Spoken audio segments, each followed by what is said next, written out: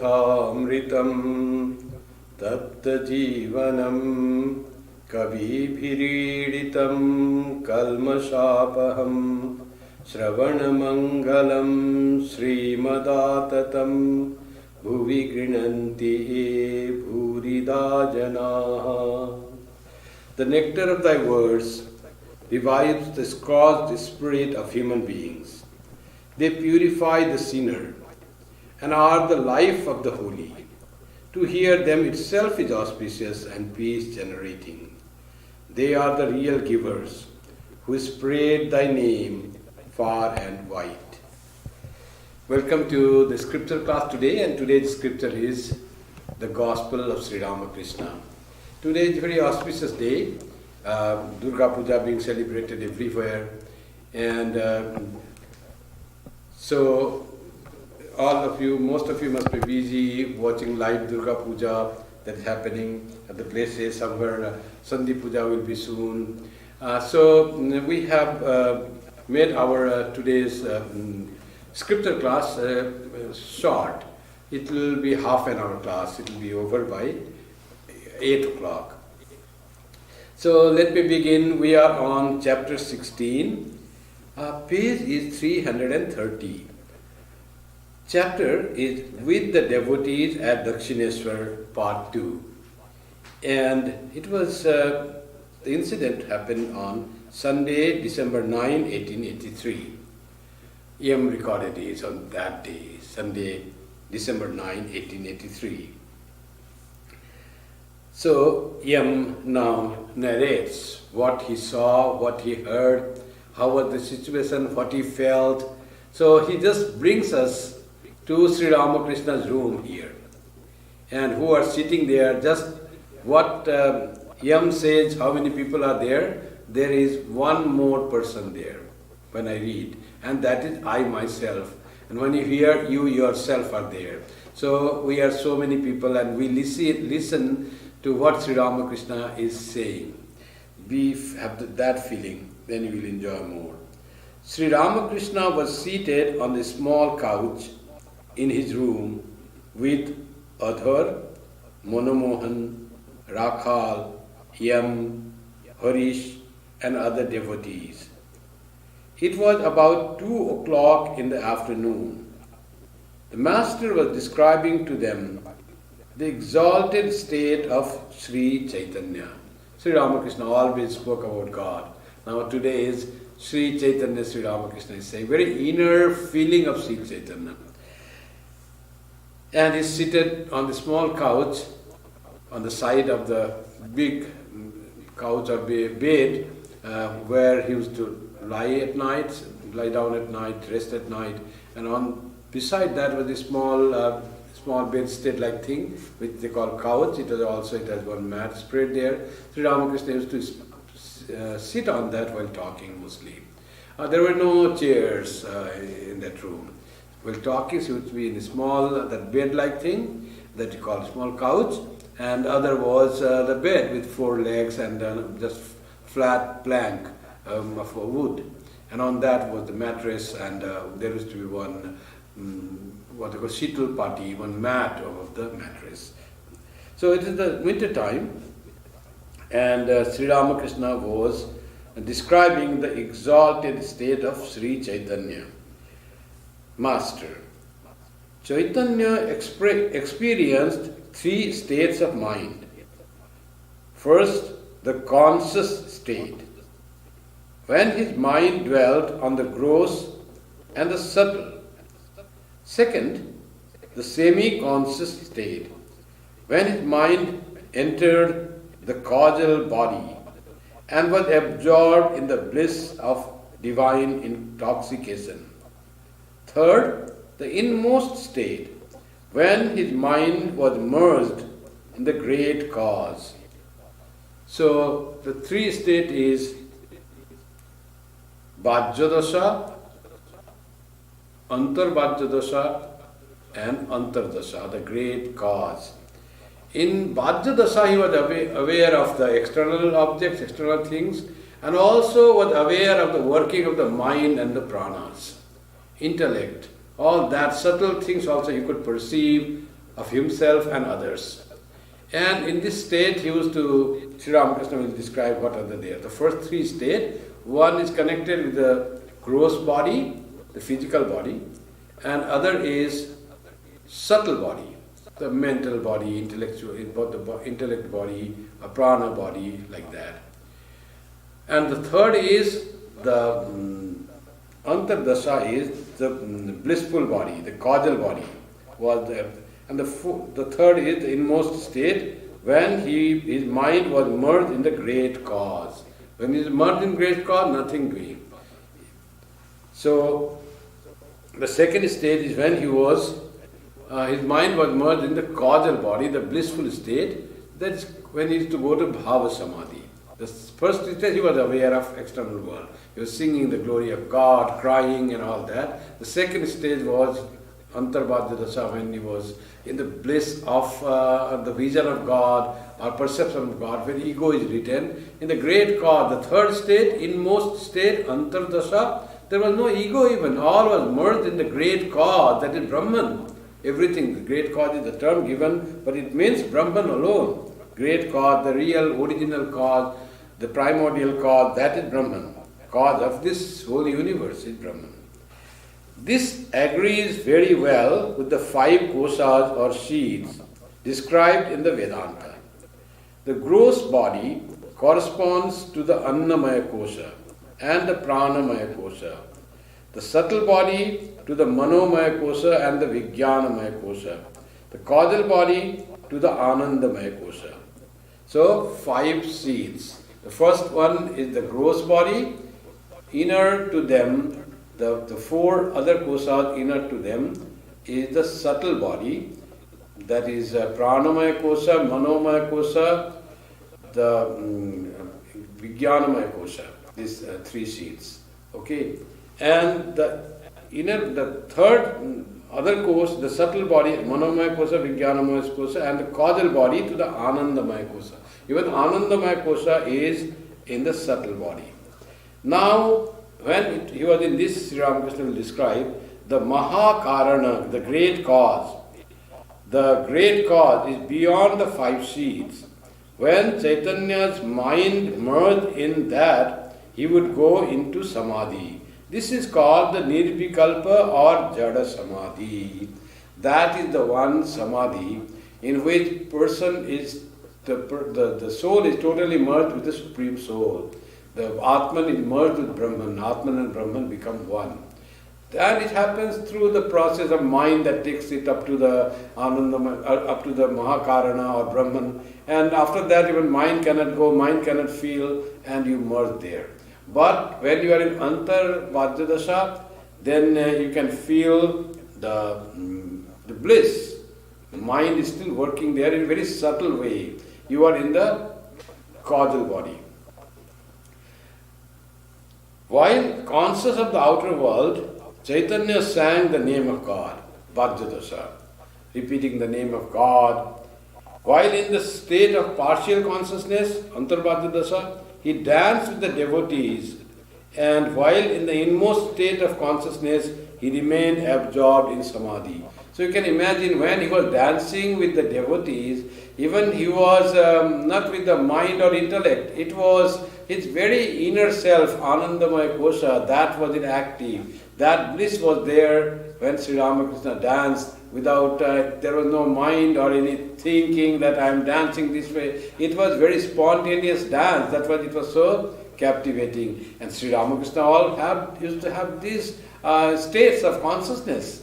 So when he used to dance, it was so charming. The dance was, all used to see spellbound, and many often joined. But his dancing, in that his mind going to this state in Antarbhadya Dasha or the second state, there the radiation of joy was very profound, and that could be caught by the devotees that they had come, even in the Antarbhadya Dasha. And when in Nirvikalpa Samadhi, the bliss is so much manifest that people around are also spellbound. They also get as if an idea of God, they are also merged in the idea of God, they become. So that is the state of Jada Samadhi or Nirvikalpa Samadhi. Jada Samadhi is the term of our yoga, that Patanjali Yoga. Then Sri Ramakrishna continues, while conscious of the outer world, Chaitanya sang the name of God. While in the state of partial consciousness, he danced with the devotees. And while in the inmost state of consciousness, he remained absorbed in samadhi. Yam to himself. Now Yam, after listening to Sri Ramakrishna saying, now he is thinking, is the master hinting at the different states of his own mind? There is much similarity between Chaitanya and the master. This thing was there when Yam saw Sri Ramakrishna very first time. Sri Ramakrishna was talking, it was like 26th February of 1882. That day itself, and this is 1883, after about 2 years. That was in the February, this is December, of the next year. So that time itself, Yam had thought, it is like Chaitanya Mahaprabhu's kirtan. He is in the bliss of this Antarbhadya Dasa. You see, he was in the bliss and radiating that joy, bliss everywhere. That was the state of Sri Ramakrishna. How could Yam perceive just by seeing and listening to a few words? Or he says, Sukadeva is narrating the Bhagavata to King Parikshit and others. So Yam had that feeling from his very first sight and listening after a few words without even knowing about Sri Ramakrishna. His friend, that Sidhu, his distant relative, had said, would you like to go to a garden house in Dakshineswar? There is sadhu lives. He had come to see a sadhu. But it was not ordinary sadhu that Yam could recognize by his very first seeing Sri Ramakrishna. That was the power to understand Sri Ramakrishna that Yam had. Now the same feeling after about 2 years, he says, because there is much similarity between Sri Ramakrishna and Chaitanya Mahaprabhu. Yam also goes quite deep into the being of Chaitanya Mahaprabhu, and he sees Sri Ramakrishna and could fathom the depth of Sri Ramakrishna somehow much more than any other ordinary persons like us. Just by doing that. And also by reading Chaitanya Mahaprabhu, Yam had gone deeper into that. That's why he could find the similarity between Sri Ramakrishna and Sri Chaitanya. And he said, Chaitanya had gone to 3 states, and he says, Sri Ramakrishna also I can find. He sometimes dances, sometimes sings the glory of God, sometimes he's talking to the devotees, he's in the Bhajadasa. And when he's dancing with joy radiating, it is Antarbhajadasa. And when he is still in samadhi, that is Mahakarana, a great cause, he goes to that. That is the Nirvikalpa Samadhi. So here Yam was very much into Sri Ramakrishna and Chaitanya sing both together. Master. Chaitanya was divine love incarnate. He came down to earth to teach people how to love God. One achieves everything when one loves God. There is no need of Hatha Yoga. How he brings Hatha Yoga here? You see, Hatha Yoga, people think they will be strong and they can sit longer in the asana, and by that they can do meditation. But to try to do Hatha Yoga mindfully goes to body, and only building body and making it flexible and making it healthy, it goes all there. So you don't get by practicing Hatha Yoga everything that you want. You get everything by gaining the devotion to God, that Sri Ramakrishna says. One achieves everything when one loves God. So that is one thing. We want so many things. We want peace of mind. We want not to be deflected by the world. We want to practice equanimity. We want so many things, not to become angry, not to have greed. We want to have a strong mind, good decision. And Sri Ramakrishna said all those could be had by having devotion to God. Increase your devotion to God and you will get all the good qualities. One person asked Swami Swanand, in fact one monk asked, Swamiji, you are such a wonderful orator, great organizer, and your heart is so large, you accept all people. Everyone who went to Swami Swahananda was welcome there. Everyone, even those who criticized Swami Swahananda, even if they went to him, he said, okay, come and do. He will accept everyone. So that Swami asked, what is the quality? Why you are so great in our order, great monk in our order, that you can do so much? Made so many 17 centers he started in the US, private centers. Like that was a great power of Swami Swahananda. So the monk asked, how it happened? How did you get it? What are the unique features of you? Do you meditate like whole night, or you have the vision of God, Sri Ramakrishna guides you? Swami Swahananda smiled and said, nothing. If you love Sri Ramakrishna, you get everything. That was his saying. You see in the Gospel, Sri Ramakrishna says, if one loves God, when one achieves everything when one loves God. So main thing is how to grow love for God. That is the mainstay ours should be. Everything that is needed in our life, that will fulfill us, that will make us satisfied, make us tripta, that will be achieved by having love of God. So here it says, there is no need of Hatha Yoga, a devotee. Sir, what is Hatha Yoga like? Suddenly Sri Ramakrishna brought the subject of Hatha Yoga here. Maybe some of the other people gathered had been practicing Hatha Yoga. That's why he might have brought that. He knew that someone was doing. So then he says, what is Hatha Yoga? Why it came here? While talking of the devotion of Chaitanya was love of God incarnate, to teach how to love God by singing the glory of God, by repeating the name of God, as Chaitanya Mahaprabhu said, Nam Nam Akari Bahuda Nija Sarva Shakti.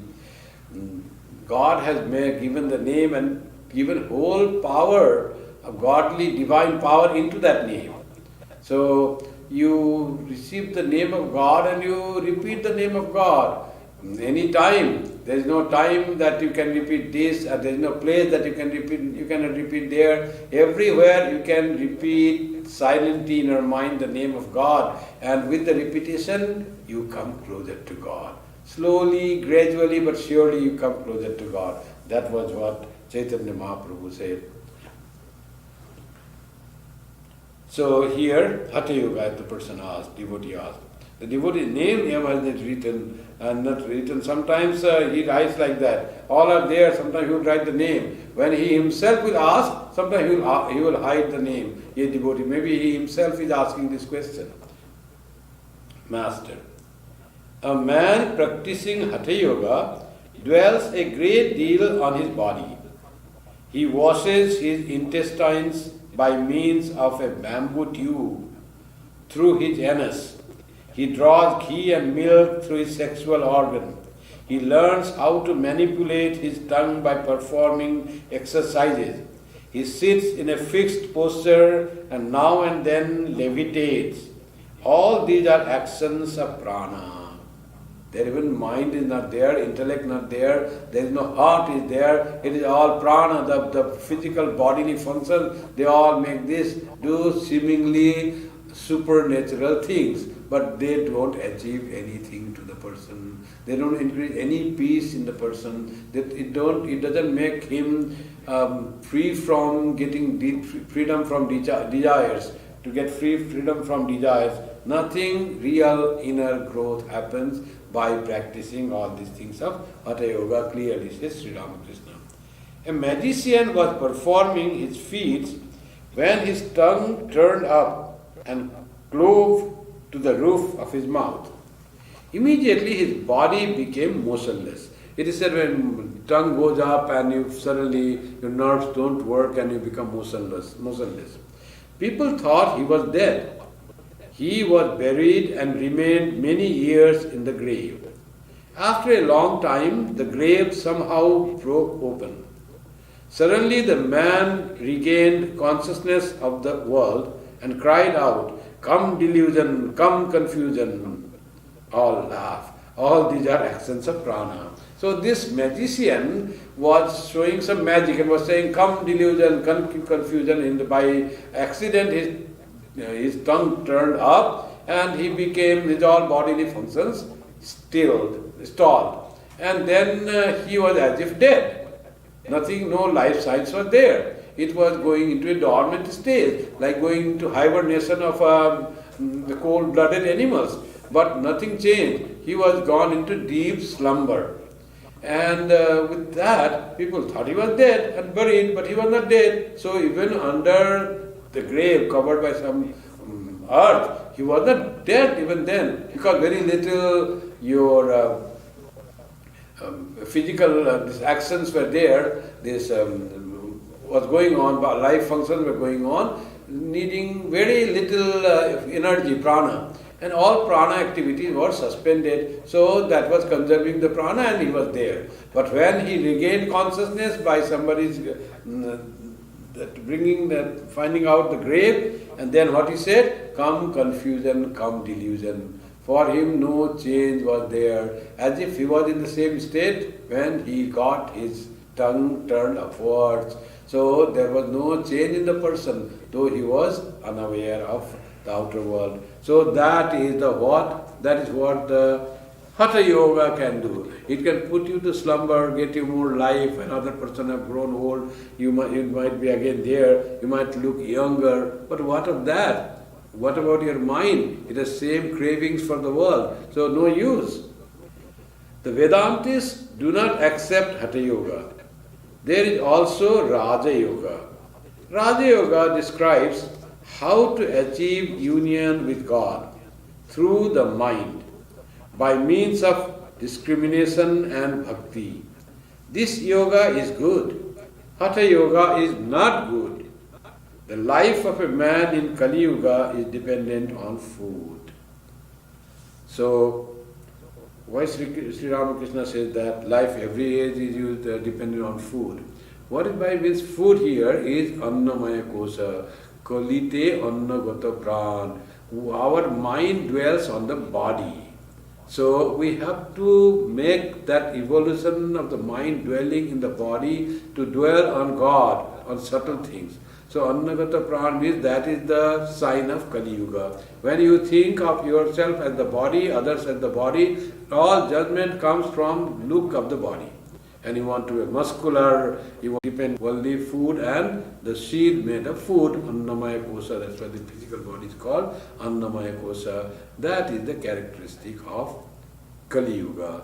And that is what Hatha Yoga tries to build up, the body, physical body, and not about the mind and other things of a human being, the subtle body.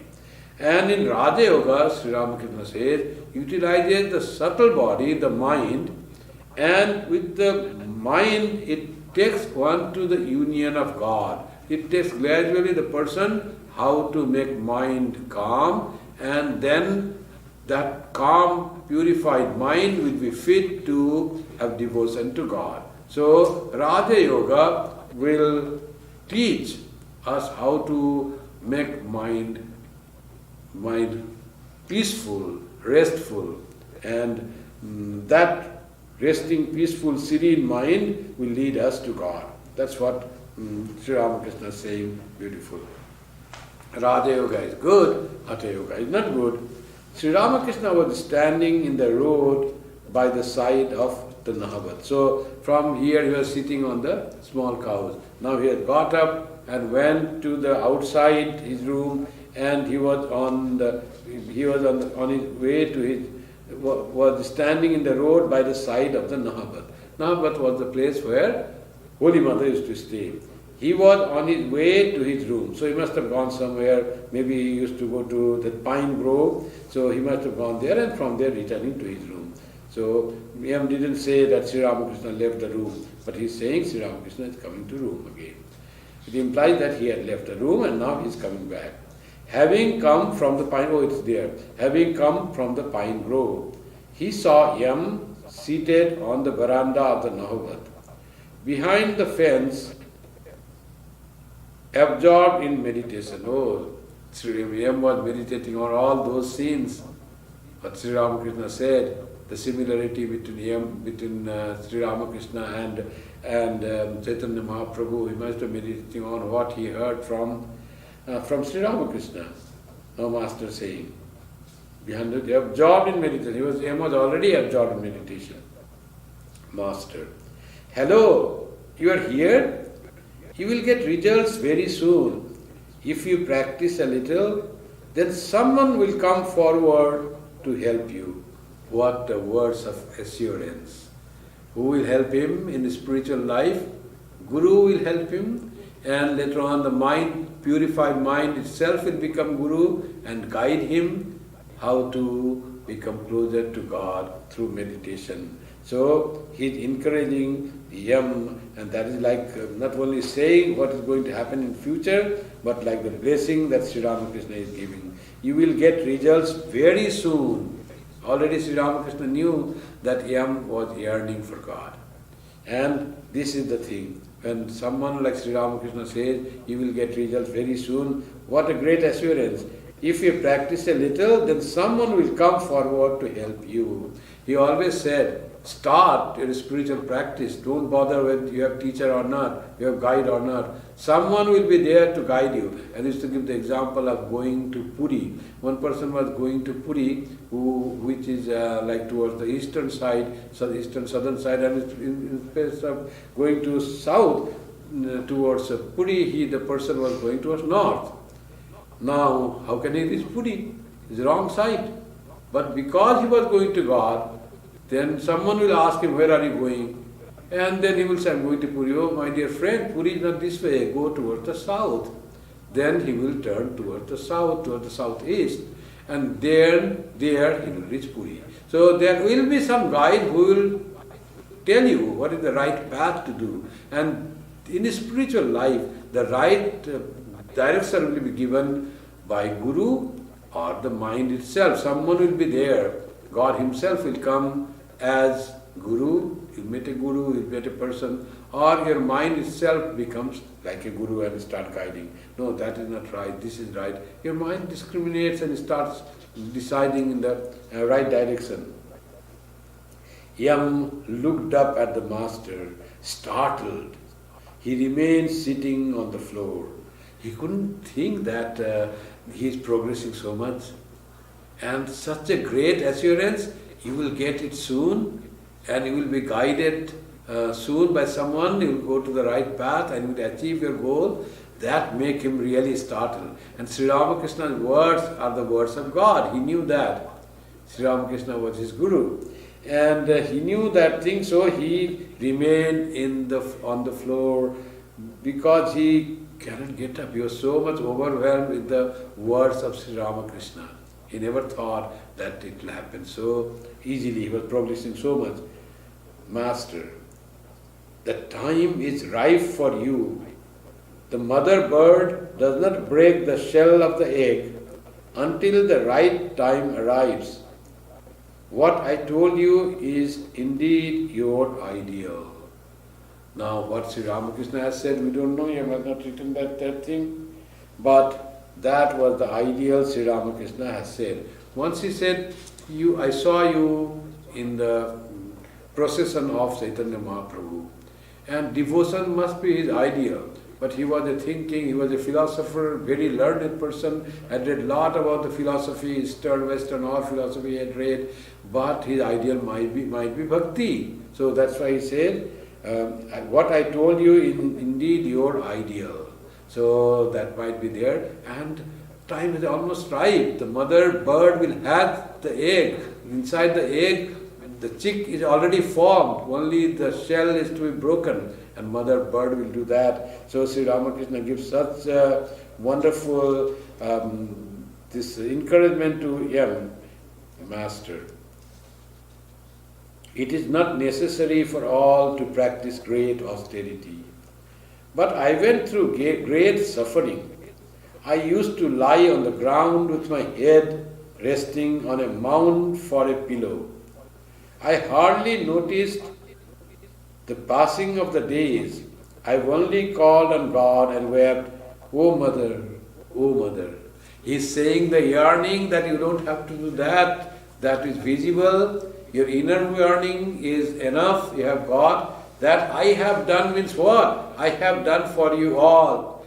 Swami Shivananda used to say, Sri Ramakrishna sadhana has roused the Kundalini of the whole nation. Now little practice and their Kundalini will rise. So that's what Sri Ramakrishna says. I went through a lot of suffering, no sleep, nowhere, no bed, just lying on the ground, no pillow, and always crying, mother, oh mother. So always weeping. That I had done. Lot of austerity I have practiced. You just internally be more, have the hankering for God, and you will achieve. Yam had been visiting the master for the past 2 years. Since he had been educated along English lines, he had acquired a fondness for Western philosophy and science, and had liked to hear Keshav and other scholars lecture.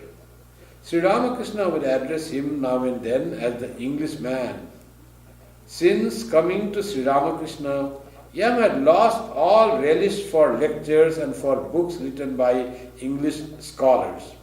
The only thing that appealed to him now was to sit the master day and night and hear the words that fell from his blessed lips. Yam constantly dwelt on certain of Sri Ramakrishna's sayings. The master had said, one can certainly see God through the practice of spiritual discipline. And again, the vision of God is the only goal of human life. You see Yam's condition, how much love for Sri Ramakrishna he already had, and he used to always dwell on Sri Ramakrishna's saying that God can be achieved, and that is the only goal of human life. And with practice of spiritual discipline, God can be seen. So that is the main thing, not the study of the philosophy or anything that to know, not at the level of just intellect, but at the level of the heart.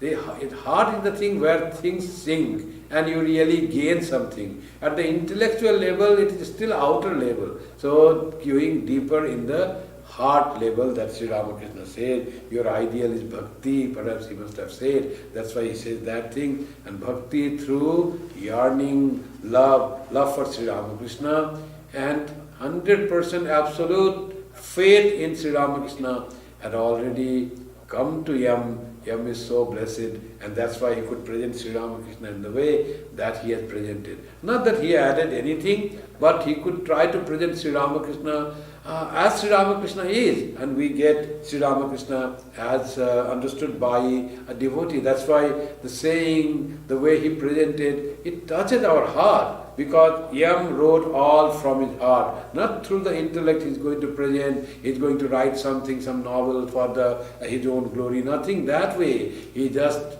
presenting Sri Ramakrishna what he felt Sri Ramakrishna was, with the full faith that the words of Sri Ramakrishna, even if it is on the printed words, will have impact on the heart of the person. The words of Sri Ramakrishna will go directly into the heart of those who read or listen to those things, because Yam also had that gone into the heart, and his life was transforming so much.